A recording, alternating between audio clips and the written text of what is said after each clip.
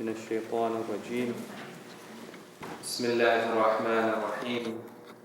الحمد لله رب العالمين وبه نستعين، وصلى الله على سيدنا محمد وعلى أهل بيته الطيبين الطاهرين. اللهم صل على محمد وآل محمد. السلام عليكم ورحمة الله وبركاته. وعليكم السلام ورحمة الله وبركاته. Today we'll be reciting from Surah Al-An'am, verses number 28 to 35, page number 131. So verses 28 to 35 on page number 131.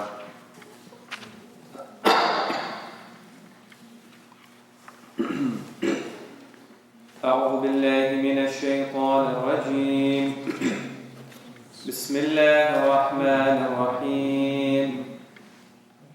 بل بدا لهم ما كانوا يخفون من قبل ولو ردوا لعادوا لما نهوا عنه وإنهم لكاذبون. وقالوا إن هي إلا حياتنا الدنيا وما نحن بمبعوثين. ولو ترى إذ وقفوا على ربهم قال أليس هذا بالحق؟ قالوا بلى وربنا. قال فذوقوا العذاب بما كنتم تكفرون. قد خسر الذين كذبوا بلقاء الله حتى إذا جاءتهم الساعة بغتة قالوا يا حسرتنا على ما فرطنا فيها وهم يحملون أوزارهم على ظهورهم ألا ساء ما يزرون. وما الحياة الدنيا إلا لعب ولهو وللدار الآخرة خير للذين يتقون أفلا تعقلون. قد نعلم إنه ليحزنك الذي يقولون فإنهم لا يكذبونك ولكن الظالمين بآيات الله يجحدون.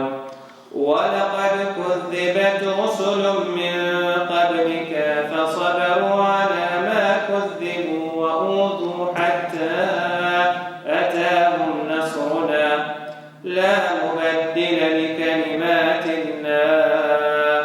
ولقد جاءك من نبأ المرسلين.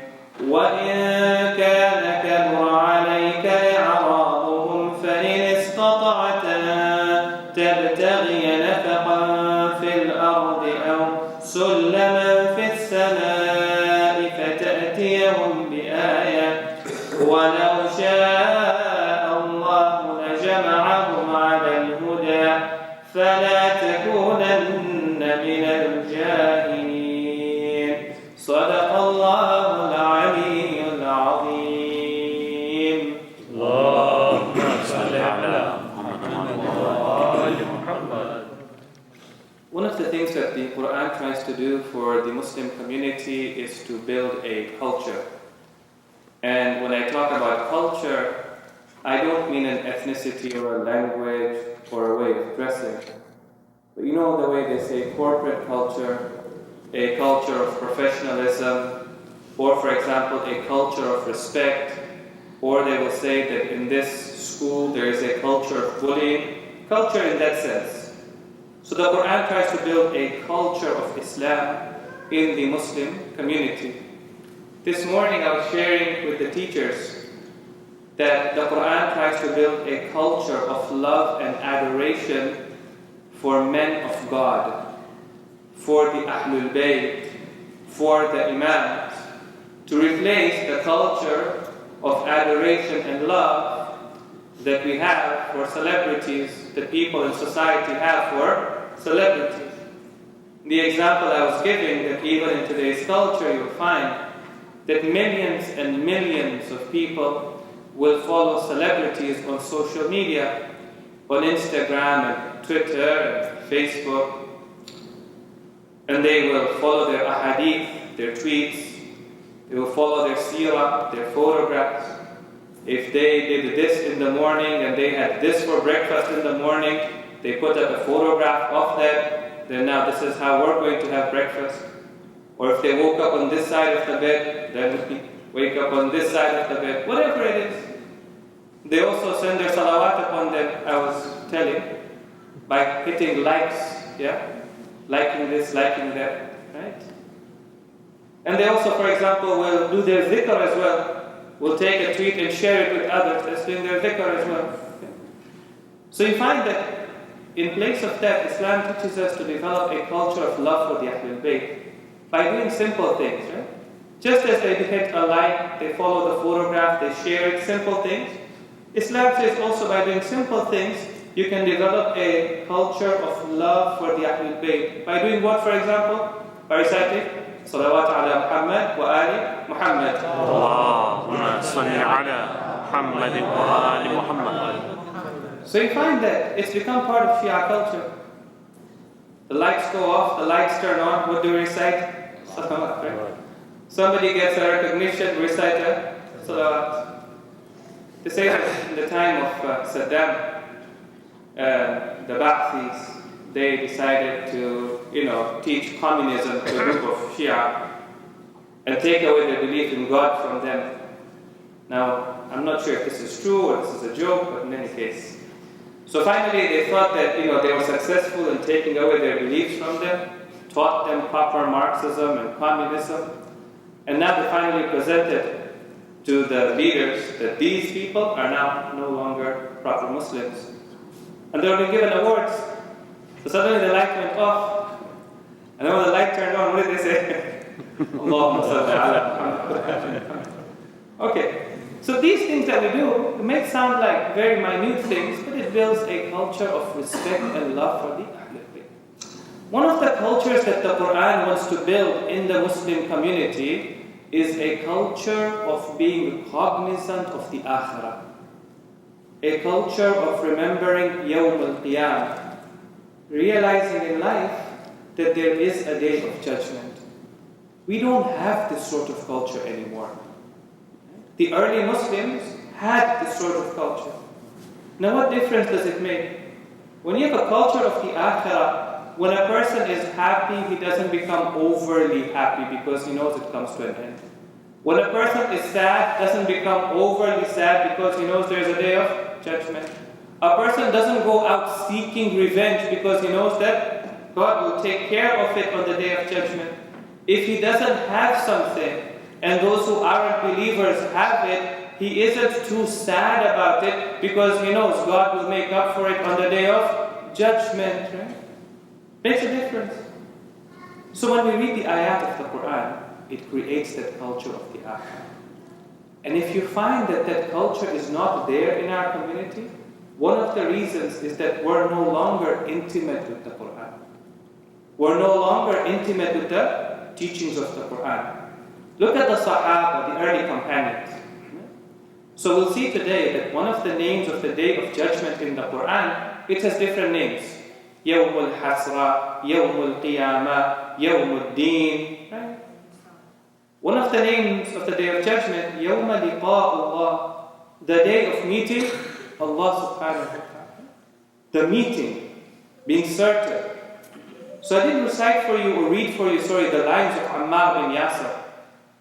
But when Ammar bin Yasir was leaving for the last time to go to the battlefield, right? The Arabic lines were, when he saw the milk and he drank it, he says, وَفُتِحَتِ الْجَنَّةِ أَبْوَابُ الْجَنَّةِ. The doors of heaven have now opened up. وَتَزَيَّنَتِ الْحُورِ الْعِينِ. And the Hur al-Ain have adorned themselves. وَاللِّقَاء إِلَى الْأَحِبَّاءِ الرَّسُولُ وَحِزْبِهِ. And this is the day of meeting the beloved, the Prophet and the party and the group of the poor Prophet. Okay? They had this culture. When we read the Quran, it develops this culture within us. Now, the first few verses are going to talk about the hereafter. One of the things that happens when people go into the hereafter is they wish that they could come back into this world. When they see death, they say, Ya Allah, return us back, even if it is for a day, even if it is for 10 days. When on the day of judgment, people will say, Oh Allah, give us one more chance. And the argument that God gives is also very interesting. God says, we would give you that chance. But the problem is, we know that if you were to go back, you will do the same thing that you had been doing. So look at this. بَلْ بَدَا لَهُمْ مَا كَانُوا يُخْفُونَ مِنْ قَبْلِ. It becomes amply clear for them what they used to hide before. وَلَوْ رُدُّوا لَعَادُوا لِمَا نُهُوا عَنْهُ. And if they were to be sent back, they would continue doing exactly what they were told not to do. You'll say, how is it possible? This person has seen the Akhirah. I'll give you a simple example. New Year comes, people look sometimes at their invoice, the visa balance, or they go and check their weight, or they go and look at something else, and they make a New Year resolution. That, you know what, from now on, I'm not going to be extravagant in my expenditure. I'm not going to eat, I'm going to exercise, I'm not going to eat as much, I'm going to exercise. And then what happens? Then they get distracted. Life becomes busy. They forget their resolutions. They go back to doing what they were doing. Why? Because it is a part of their character. Something that's a part of your character, once you are distracted, you go back to doing what you used to be doing. God says, if you send them back to this world, they will do that same thing. وَقَالُوا إِنْ هِيَ إِلَّا حَيَاتُنَا الدُّنْيَا وَمَا نَحْنُ بِمَبْعُوثِينَ. And they used to tell the Prophet, there is no hereafter. It is only the life of this world, and we shall not be raised back to life on the day of judgment. Now remember one thing, this verse of the Qur'an is not only for the mushrikeen. This verse of the Qur'an applies to us as well. They used to say there is no hereafter. Sometimes we live our life as if there is no hereafter. It makes no difference. Then it continues, وَلَوْ تَرَى إِذْ وُقِفُوا عَلَىٰ رَبِّهِمْ. And if you only could see them on the day of judgment, when they do wuquf. You know, when we go to Arafah, we say you have to do wuquf, you have to stand. And when they are made to stand in front of Allah, what does that mean? Obviously, Allah is not going to be there in front of them. What it means is that on the day of judgment, they will realize now they are in the presence of God.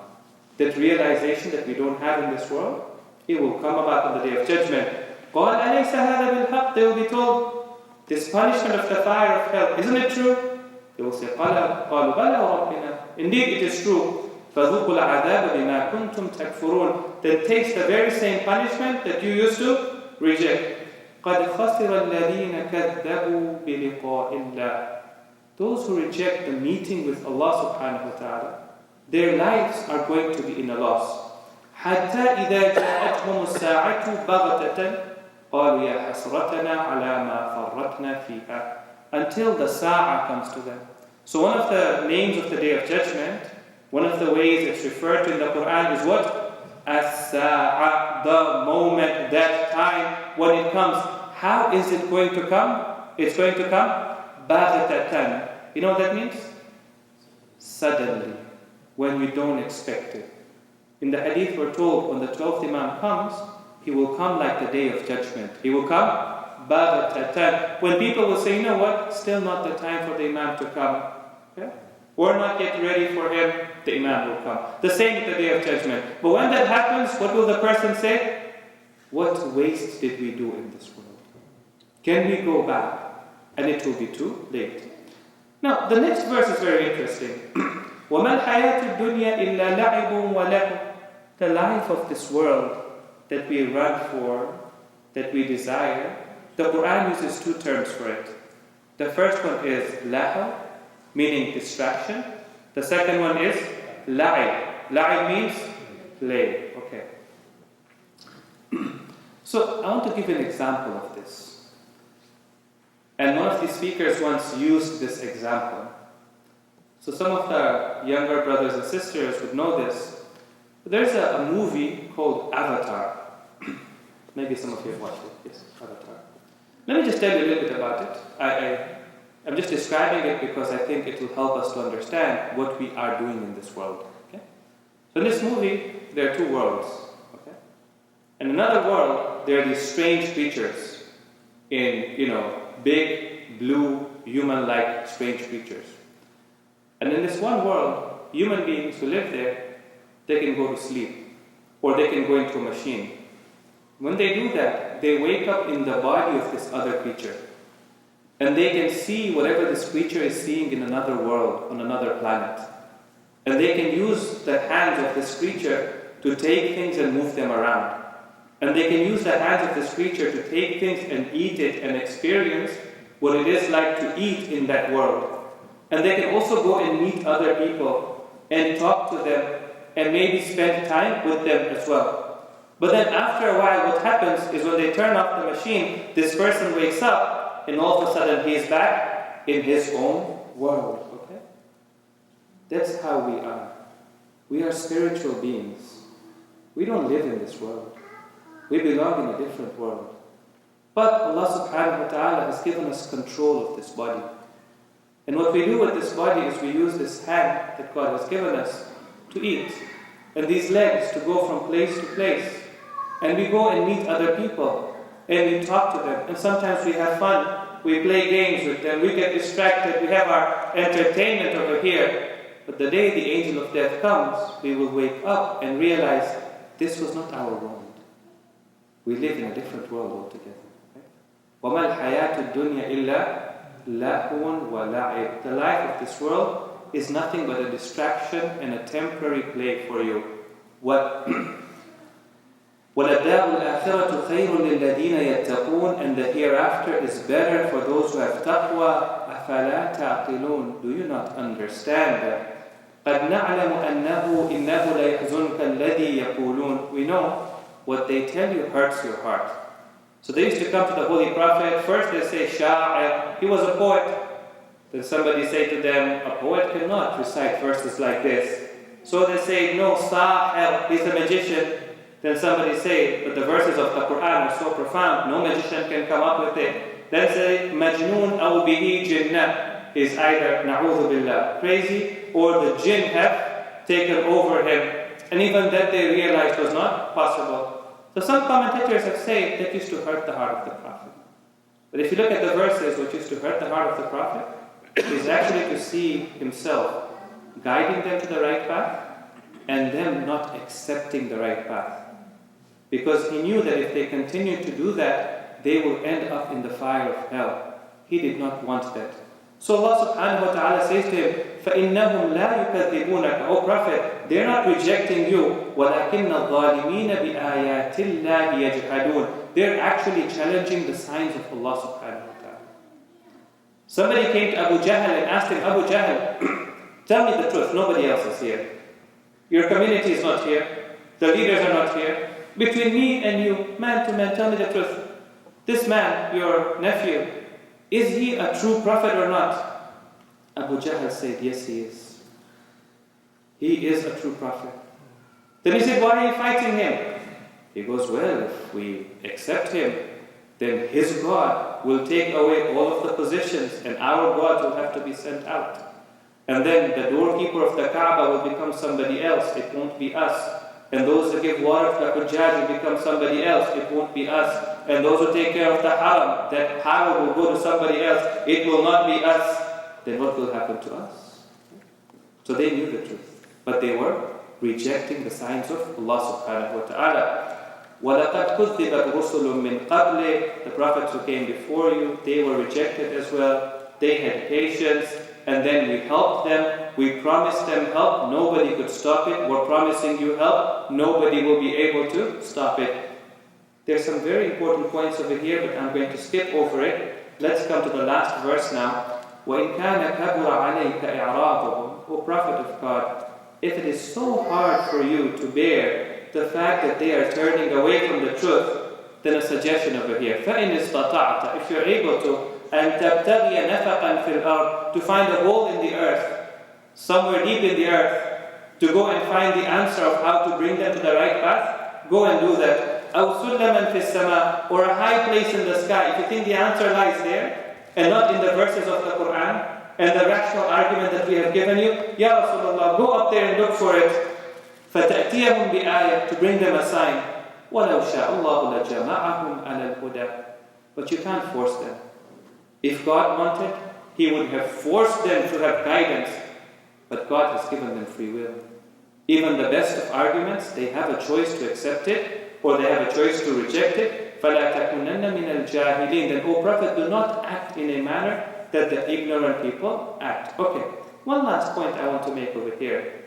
The Prophet is being told their answers are not outside.